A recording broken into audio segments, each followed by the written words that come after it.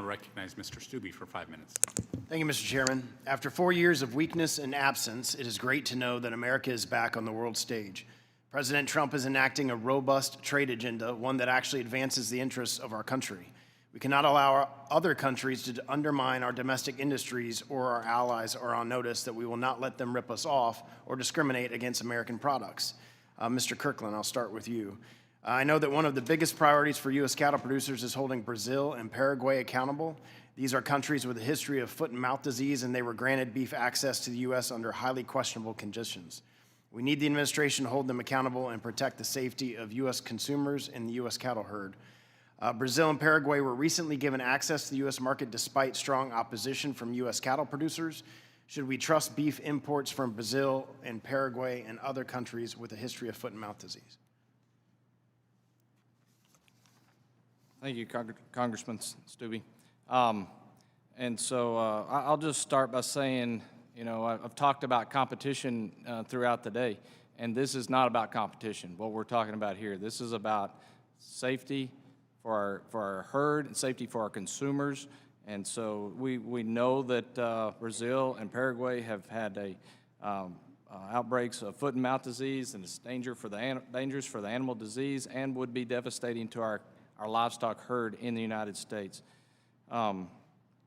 So if you kind of go back in both instances, USDA Secretary Vilsack denied our request to suspend access and conduct new audits on Brazil and Paraguay to confirm their claims. So basically, we've got to go back and set back where we've been, and we've got to go back and do audits and look and see where we're at there and stop suspend access to Brazil and Paraguay into our markets today. So I think it's every sector of the beef industry agrees. Thank you. Ms. Broadbent, President Trump has discussed the need for improved bilateral relationships with the United Kingdom, and their prime minister seems like one of the few sensible world leaders working with the president. Can you provide more details on how a U.S.-UK trade agreement could improve bilateral regulatory cooperation?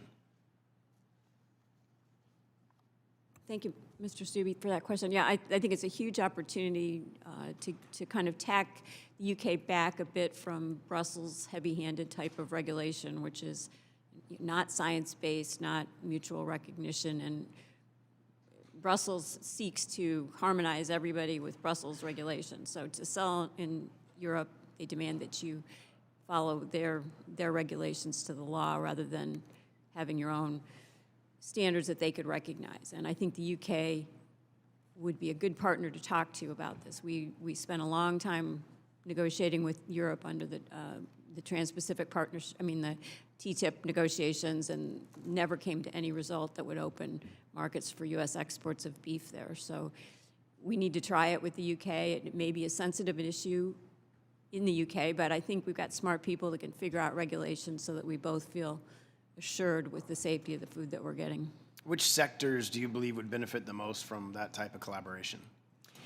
I think all sectors, manufacturing, services, and agriculture, because it's an overall approach to regulation that goes across the economy that the UK took on board when they joined the European community. So to the extent that they can relook at some of these regulations and with an eye towards increasing access for U.S. exports, I think it's very valuable, and it will be valuable for them because it will have less of the Brussels stamp on it. Ms. Bliss, you advocate for using the USMCA's digital and financial services disciplines as a model for future agreements.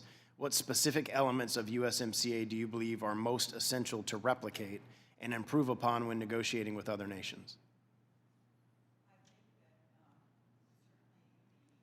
And I would use the term building block because I think there are other things that can be added, but I think primarily the cross-border data flows, data localization, prohibition, non-discriminatory treatment of digital content, the cybersecurity provisions, the permanent moratorium on e-commerce duties, just to name a few. I think we also need to add a provision on use of non-discriminatory services standards, particularly for digital services standards. In services, I think largely The disciplines in USMCA are quite good, including for areas like generally cross-border delivery of services, but also things like logistics and other areas. Financial services is another area that's very important. It's certainly in electronic payment services, but writ large in the financial services space. So I would say that all of those are very, very good building blocks to start on. My time's expired. Thank you all for being here today.